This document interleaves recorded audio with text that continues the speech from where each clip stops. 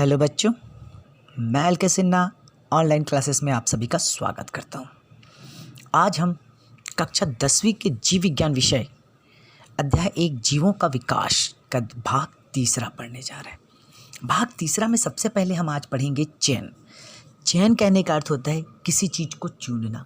अगर हम किसी बगीचे पर जाते हैं और हमें एक मस्त बढ़िया सा एक गुलाब का फूल दिखता है तो हम सोचते हैं हमारे काम के लायक और हम उसे तोड़ लेते हैं।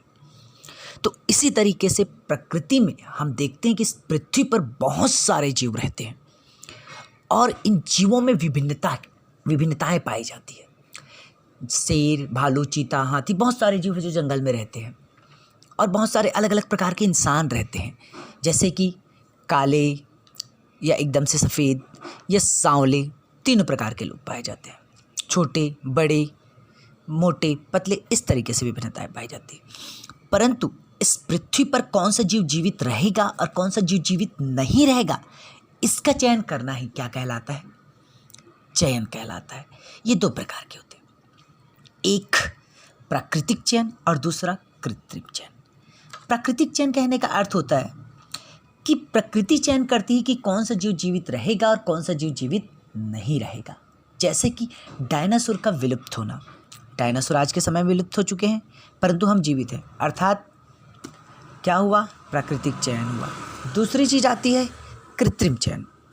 कृत्रिम चयन कहने का अर्थ होता है कि हम चयन करते हैं कि कौन सा जीव जीवित रहेगा और कौन सा जीव जीवित नहीं रहेगा, अर्थात कृत्रिम चयन। कृत्रिम चयन में जैसे कि बहुत सारे किस्म के धान के किस्म होते हैं, जैसे कि सरोना मासूरी पहले आता था, अभी HMT आता है, 1001 आता है, JRH आता है। ये सब अलग अलग प्रकार के जिनमें उत्पादन क्षमता अलग पाई जाती है। और गाय पे हम ऐसे नस्ल जैसे जर्सी, अभी सामान्य देसी उपलब्ध नहीं रहता, लेकिन हम सिंघी, हरियाणवी या जर्सी गायों का उपयोग करते हैं। इनके भी बहुत सारे नस्ल हैं और उनसे हम प्राप्त करते हैं अधिक मात्रा में दूध।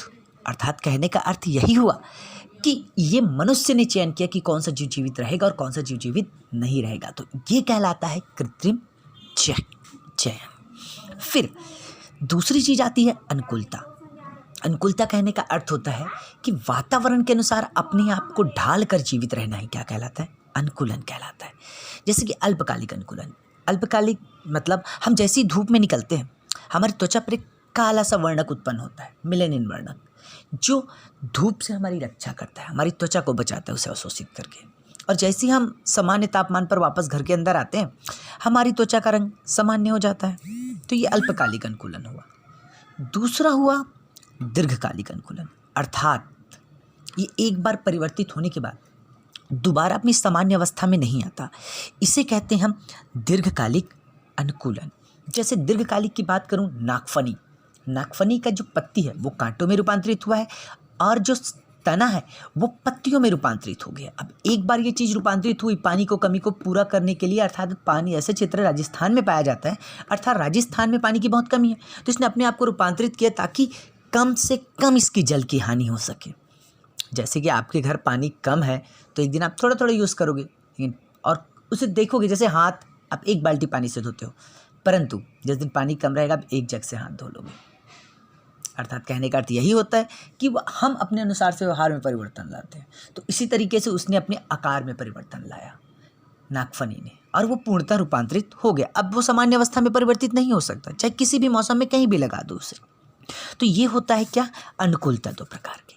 फिर आता है समजात। समजात कहने का अर्थ होता है कि जीवों में पाए जाने वाले वे अंग जिनकी संरचना और उत्पत्ति समान होती है परंतु कार्य अलग अलग होते हैं, उसे कहते हैं हम समजात कहते हैं। याद रखिए मैंने जो कहा, ठीक है, कि जिनकी संरचना और उत्पत्ति समान होती है परंतु कार्य अलग अलग होते हैं। जैसे कि पक्षी, ठीक है, पक्षी के पंख और चमगादड़ का पंख दोनों की उत्पत्ति समान है, लेकिन ठीक है, ठीक, ये दोनों उड़ने में इस्तेमाल करते हैं, ठीक है। परंतु मैं बात करूं अगर हमारा हाथ, अग्रपाद जो है हाथ है, ठीक है, और कुत्ते का सामने का पैर और भेड़ के सामने का पैर, साथ ही साथ चमगादड़ का पंख और किसका, मनुष्य का हाथ और घोड़े का अग्रपाद, ये सब चीज़ें ऐसी हैं जो किसका रूपांतरण है? जो अग्रपाद का रूपांतरित है, लेकिन सब अलग अलग चीज़ों के लिए इस्तेमाल करते हैं। चमगादड़ जो इस चीज़ का इस्तेमाल उड़ने के लिए करता है, भेड़ जो इस्तेमाल किसके लिए? दौड़ने के लिए करता है, कुत्ता भी दौड़ने के लिए करता है, मनुष्य उसका इस्तेमाल किसके लिए करते हैं? किसी चीज़ को पकड़ने के लिए करता है। और रेडियस और अल्ना, मतलब इसमें क्या पाया जाता है? रेडियस, अल्ना और हुमरस 3 हड्डियाँ पाई जाती हैं जो बतलाती है इस चीज़ को। तो ये समझात हुआ जिनकी संरचना, वे अंग जीवों में पाए जाने वाले वे अंग जिसकी संरचना और उत्पत्ति क्या होती? समान होती, लेकिन कार्य अलग अलग होते हैं। जैसे मनुष्य का हाथ पकड़ने के लिए, घोड़े का अग्रपाद दौड़ने के लिए, मेढक का अग्रपाद उछलने में सहायता करता है, ठीक है, चमगादड़ का अग्रपाद उड़ने में, पंख में रूपांतरित होकर। तो ये किसकी कहलाती है? समजात की। दूसरी आती समवृत्ति। समवृत्ति कहने का अर्थ होता है जिसकी संरचना और उत्पत्ति अलग अलग होती परंतु कार्य समान होते हैं। जैसे मैं बात करूं तितली का पंख, किसका पंख? तितली का पंख जो काइटिन की बनी होती है।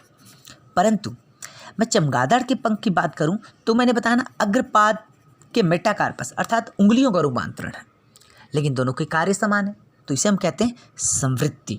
और इस तरीके से हमने आज पढ़ा चयन, प्राकृतिक चयन, कृत्रिम चयन, अनुकूलता, अल्प और दीर्घकालिक, समजात और समवृत्ति। तो आज के लिए बस इतना ही। Thank you.